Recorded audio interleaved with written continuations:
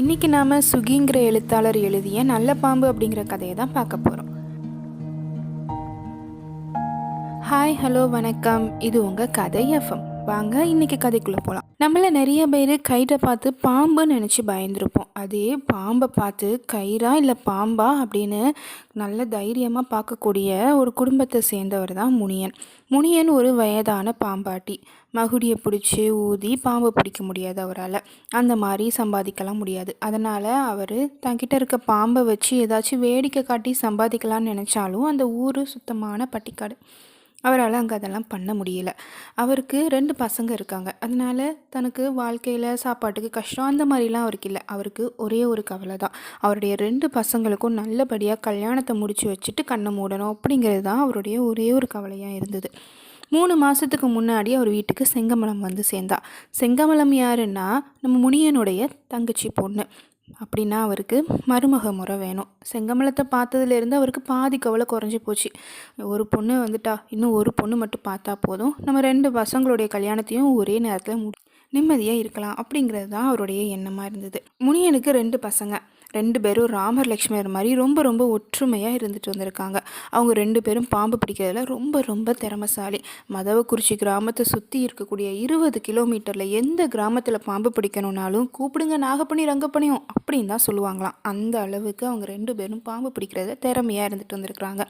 எப்பேற்பட்ட பாம்பாக இருந்தாலும் அவங்க முன்னாடி பொட்டி பாம்பாக அடங்கிருமா. அதனால் அவங்க 2 பேரையும் தான் எந்த கிராமத்தில் பாம்பு பிடிக்கணுன்னாலும் கூப்பிட்டுட்டு இருந்திருக்காங்க. செங்கமலமும் ரொம்ப ரொம்ப நல்ல பொண்ணா. மனசுக்குள்ளே எந்த ஒரு கெட்ட எண்ணமும் இல்லாமல் ரொம்ப பாசமாகவும் அன்பாகவும் நல்ல பழக்க வழக்கங்கள் கொண்ட ஒரு பொண்ணாகவும் இருந்திருக்கா. அவன் மனசில் அவங்க 2 பேர் மேலேயும் வேறு எண்ணம் கிடையாது. 2 பேரையும் ஒரே மாதிரி தான் பார்த்துட்டு வந்துட்டு இருந்திருக்கா. ஆனால் என்ன தான் மனசு ஒரே மாதிரி இருந்தாலும் ஆம்பளைங்களுக்கு ஒரு மாதிரி எண்ணம் இருக்கும், பொண்ணுங்களுக்கு ஒரு மாதிரி எண்ணம் போக்கு இருக்கும்ல.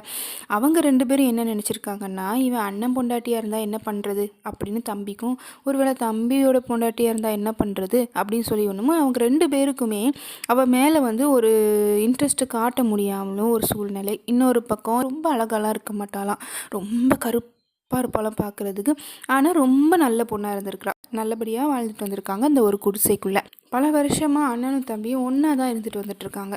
ஆனால் திடீர்னு அவங்க 2 பேருடைய பாசத்துலேயும் ஏதோ ஒரு வித்தியாசம் தெரியுது. அவங்க 2 பேரால் பழையபடி ஒற்றுமையாக இருக்க முடியலை அவங்க 2 பேராலையும். ஆனால் இதெல்லாம் முனியனுக்கு தெரிய மாட்டேங்குது. அவர் பொண்ணை தேடிக்கிட்டே இருக்கார், இன்னும் தேடிக்கிட்டே இருக்கார். செங்கமலமும் வந்து 3 மாதம் ஆயிடுச்சா, அண்ணனும் தம்பியும் கீரியும் பாம்பாக ஆயிட்டாங்க. அவங்க 2 பேருக்குள்ளேயும் ஏதோ பிரச்சனைன்றது செங்கமலத்தால் நல்லாவே கண்டுபிடிக்க முடியுது. ஏன்னா நல்லவன் யார் கெட்டவன் யாருங்கிறத முக பாவனையை வச்சு அவளால் தெரிஞ்சிக்க முடியுது. நல்ல எண்ணத்தோடு யார் பார்க்குறா, தீய எண்ணத்தோடு யார் பார்க்குறான்றது தான் நம்ம அவங்க முகத்தை பார்த்து அவங்க கண்ணை பார்த்து பேசும்போதே தெரிஞ்சிருமே. அதே மாதிரி செங்கமலத்துக்கு தெரிஞ்சிருது ஏதோ தப்பு இருக்குது அப்படின்னு சொல்லிட்டு. ஒரு வாரத்துக்கு முன்னாடி நாகப்பனையும் ரங்கப்பனையும் பக்கத்து ஊரில் இருக்கிற பண்ணையார் வர சொல்லி கூப்பிட்ருக்காரு. அதனால் ரங்கப்பன் காலையிலேயே எழுந்து அவருடைய பொட்டலம் எல்லாத்தையும் கட்ட ஆரம்பிச்சிட்டான். பாம்பு பிடிக்க போகணுன்னா மகுடி, கருப்பு கம்பளி, சிறியானங்கா, பெரியானங்கா, வேறு அந்த மாதிரி நிறைய விஷயங்கள் அவங்க பேக்குள்ளே எடுத்து வச்சுட்டு கிளம்புவாங்களாம். இப்படி எல்லாத்தையும் பேக் பண்ணி வச்சுட்டு ரங்கப்பன் சாப்பிட்டுட்ருக்கான். அதே மாதிரி நாகப்பனும் ரெடி ஆகிட்டு மோர் சாதம் சாப்பிட்டுட்ருக்கான். இவங்க 2 பேரும் வீட்டுக்குள்ளே காலையில் எஞ்சி உட்காந்து அவங்க வேலையெல்லாம் பார்த்துட்ருக்காங்க பக்கத்து ஊருக்கு கிளம்புறதுக்காக. அந்த சமயத்தில் தான் செங்கமலம் வர காலங்காத்தால் ஒரு குழையில் பால் எடுத்துக்கிட்டு அந்த பாம்புக்கெல்லாம் பால் ஊற்றுறதுக்காக வீட்டுக்குள்ளே வரும்போது அந்த சத்தத்தில் பாம்பெல்லாம் சத்தம் போடவும் ரங்கப்பனுக்கு உடனே அந்த பாம்பெல்லாம் திறந்து விட்டுட்டான். பாம்பெல்லாம் போய் பால் குடிச்சிட்டு வந்து போயிடும் போல அதுங்க பாட்டு. அவன் பாட்டு திறந்து விட்டான். அதுங்களும் அந்த பாம்பு குடிச்சிட்டு போகுதுங்க. இந்த சமயத்தில் கதவு திறந்துட்டா உள்ளே வந்தால அப்போது அந்த இளம் வெயில், அந்த காலையில் ஒரு ஒரு மைல்டான ஒரு வெயில் இருக்கும் பார்த்தீங்களா, அந்த வெளிச்சம் செங்கமலத்தோட உடம்புல பட்டு அப்படியே அவளோட உடம்பு சட்டை உரிச்ச கருப்பு நாகம் மாதிரி ரொம்ப தகன்னு மின்னிச்சான் நம்ம நாகப்பனுக்கு. அந்த இடத்துலையே அவளை பார்த்து அவள் ரொம்ப அழகாக அன்னைக்கு அவனுக்கு தெரிஞ்சிருக்கா. அங்கேயே அவன் மெய் மறந்து போய் அவன் அழகை ரசிச்சுட்டு நின்றுட்டு இருந்திருக்கான். இவன் ரங்கப்பன் எல்லாத்தையும் ரெடி பண்ணிட்டு கிளம்பிட்டு இருக்கவன், என்ன அப்படியே நிற்கிற, கிளம்பு வா போகலாம் அப்படின்னு கூப்பிடவும் டக்குன்னு சுயநலவுக்கு வரான் பதறி போய். அப்போ அவனுக்கு அவன் தம்பி கூப்பிட்டது ரொம்ப கோபமாகவும் ஒரு மாதிரி பொறாமையாகவும் தெரியுது. இவ்வளோ நாளாக அந்த பொண்ணு மேலே ஆசையே வராதவனுக்கு திடீர்னு அவன் மேலே ஒரு ஆசை. அதனால் அவன் தம்பி மேலே ஒரு பொறாமை. அவனுக்கு என்ன பண்ணுது தனக்குள்ள அப்படின்னே தெரியல. அவன் மனசு அவன்கிட்ட நிறைய சொல்லுது, இப்படி யோசிக்காத, இப்படி தப்பு பண்ணாத, என்னெல்லாமோ அவன் மனசு சொல்லுது. ஆனாலும் அவன் மனசு சொல்கிறத அவனால் கேட்க முடியலை. அவனுக்கு அவன் தம்பி மேலே பொறாமையாக இருக்குது. அவன் தம்பி தனக்கு போட்டியாக வந்துடுவானோ அப்படின்ற ஒரு எண்ணம் அவனுக்குள்ளே ஓடிக்கிட்டே இருக்குது. ரங்கப்பன் வீட்டுக்குள்ளே போன சமயத்தில் ரங்கப்பனுடைய பைக்குள்ளே இருந்த அந்த வேறு பொட்டலம், அந்த சிறியனங்க பெரியனங்க வேறு ஒரு பொட்டலம் போட்டு வச்சுருப்பாங்களாம். அந்த பொட்டலத்தை எடுத்து என்ன பண்ணிட்டான், அவங்க வீட்டோட கூரைக்கு மேலே சொருகி வச்சிட்டான்.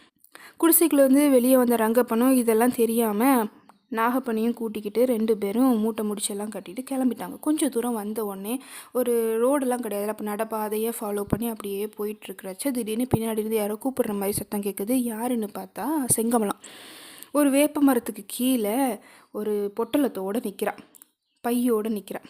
இது என்ன பை, இதை பார்த்தா என்னுடைய வேறு பை மாதிரி இருக்கே, இதை தான் நான் எடுத்து வச்சேனே அப்படின்னு முணுமுணுத்துக்கிட்டே இவன் பார்க்குறான் செங்கமலத்தை. இவன் முன்னாடி போய் வாங்கிடுவானோன்னு அவசரத்தில் கடகடன்னு போய் நாகப்பனே செங்கமலத்தில் கையில் இருக்கிறத பிடுங்கிட்டு இந்தா அப்படின்னு சொல்லி ரங்கப்பன் கையில் கொடுத்துட்டு உடனே கிளம்பிட்டானான். இது எப்படி அங்கே போச்சு, நான் தான் என் பேக்குள்ளே எடுத்து வச்சேனே, எப்படி வீட்டில் இருந்திருக்கோம் அப்படின்னு இவன் ஒன்றுமே தெரியாமல் நாகப்பன் கிட்ட கேட்கவும் நாகப்பனுக்கு கோவம் வருது.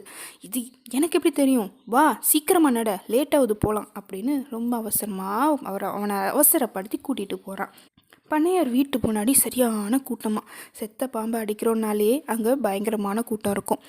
உயிரோட ஒரு பாம்பை புத்துலேருந்து வெளியே வர வச்சு பிடிக்க போகிறானுங்க அப்படின்னா கூட்டம் கொஞ்சம் நெஞ்சமாக இருக்கும். சரியான கூட்டமாக அங்கே ரங்கப்பன் அங்கே முள்ளும் செடியுமா இருக்கக்கூடிய புத்துக்கிட்ட போய் நின்று மகுடி எடுத்து அப்படி எப்படிமா நின்று ஊதிக்கிட்டு இருக்கான். அந்த பாம்பை பிடிக்கிறதுக்காக மெதுவாக அதை ஊதி அடக்கி மெதுவாக அதை பிடிப்பாங்களாம். அப்படிங்கிறச்சு அவங்க 2 பேரும் சேர்ந்து மாற்றி மாற்றி ஒரு மாதிரியாக ஊதி அந்த பாம்பை பிடிக்கிறதுக்கு வெளியே இன்னும் வரல, அது புத்துக்குள்ளே தான் இருக்குது, அது வெளியே வர வைக்கணும், இவங்க அதை பிடிக்கணும், இவங்க பிடிச்சி கொண்டு போகணும். இதுதான் அவங்களுடைய வேலை. இவங்க 2 பேரும் ஊதிட்டு இருக்கச்சு திடீர்னு பார்த்தா மகுடி இருக்குல்ல, அந்த மகுடியில் அடைப்பு தட்டுது, எதுவும் அடைக்கிற மாதிரி இருக்குது ரங்கப்பனுடைய மகுடி. அப்போ நாகப்பனாவது சரியாக ஊதணும். நாகப்பன் அந்த சமயம் பார்த்து தப்பாக ஊதுறான். இவன் எப்படியோ சுதாரிச்சுக்கிட்டு நல்லா ஊத ஆரம்பிச்சுட்டு கவனமாக ஊதுறாங்க, தப்பாக நடந்துடக்கூடாது, எதுவும் கொஞ்சம் தப்பிட்டானாலும் போச்சு, உள்ளே இருக்கிறது என்ன பாம்புன்னு தெரியலை, வெளியே வந்துச்சுன்னா அவ்வளோதான். அதனால் அவன் ரொம்ப ஜாக்கிரதையாக ஊதுறாங்க. ஆனாலும் தான் ரங்கப்பன் என்ன தான் ஊதுனாலும் பக்கத்தில் நாகப்பன் தப்பால் ஊதிக்கிட்டு இருக்கான். பாம்பு வெளியே வந்துருச்சு. வெளியே வருது 10 அடியாம் பெரிய பாம்பாம், சரியான நல்ல பாம்பு. அப்படியே படம் எடுத்து ஆடுது அவங்க முன்னாடி. நல்ல சரியான ராகமாக இருந்தால் தான் பாம்பு மயங்கி அழகாக அது நிற்கும். ஆனால் அவன் தப்பாக வாசிக்கிறதுனால கோவத்தில் சீருது. எல்லாம் கூட்டம் இல்லை, பயங்கரமான கூட்டம். இவங்க வேற ஊதிட்டுருக்காங்க. இவளை பார்த்து பயங்கர கோவத்தில் அது அங்கே எங்கேயுமா சர சர சர சரன்னு ஓடுது. இவனுங்க பின்னாடியே பார்த்து சைடாக ஊதுறானுங்க. அங்கே என்ன ஆகுதுன்னா அந்த பாம்பு கோவத்தில் சட்டுன்னு கொத்திடுது. நல்ல வேலையாக அவன் கொத்துனது அவன் கையில் படாமல் அந்த மகுடி மேலே குத்திடுது. கோவத்தில் மறுபடியும் கொத்த வந்துச்சா, இவன் பார்த்தான். உடனே சிறியானங்க வேறு பெரியானங்க வேறு எடுக்கவும் அதனுடைய வாசனையில் அந்த பாம்பு அப்படியே டப்புன்னு படத்தை இறக்கிருச்சு. படத்தை இறக்கிட்டு தரையாக நின்று அப்படியே அமைதியாக கிடக்குது. ஆனால் வாழை அசைஞ்சிக்கிட்டே தான் இருக்கான். இருந்தாலும் அவன் தான் திறமைசாலியாச்சே, உடனே பாம்பு பிடிச்சிட்டான். பாம்பு பிடிச்சி உள்ளே போட்டு அன்னைக்கான காசையும் வாங்கிட்டு கிளம்பியாச்சு 2 பேர். எங்கே ஏன் தப்பாக வசிச்ச என்னன்னு தம்பி கேட்டுருவானோன்ற பயத்துலையே நாகப்பன் வர தம்பி அவனை பற்றி எதுவுமே கேட்கவே இல்லை. அவன் நினப்பு ஃபுல்லாக செங்கமலம் மேலே தான் இருந்துச்சு. செங்கமலம் மட்டும் பையை கொடுக்காம இருந்திருந்தா என்ன ஆயிருந்திருக்கும் நம்ம நிலைமை அப்படின்ற எண்ணமாகவே இருக்குது. ஆனால் நாகப்பனுக்கு ஏன் தான் அந்த செங்கமலம் இந்த பையை கொடுத்தாலோ அப்படிங்கிற நினப்பாக இருக்குது. அவங்க 2 பேரும் வீட்டுக்கு சேர்ந்துட்டாங்க. அதுதான் நல்ல மழைக்காலமாச்சே, சரியான மழை. அதுக்கப்புறம் ஃபுல்லாக மழை பெஞ்சாதான் பாம்பு பூச்சி எல்லாம் வெளியே வர ஆரம்பிச்சிருமே. அதனால் அவங்களுக்கு அடுத்தடுத்து ஊருக்குள்ளே நிறைய கூப்பிட்டுட்டே இருந்தாங்க.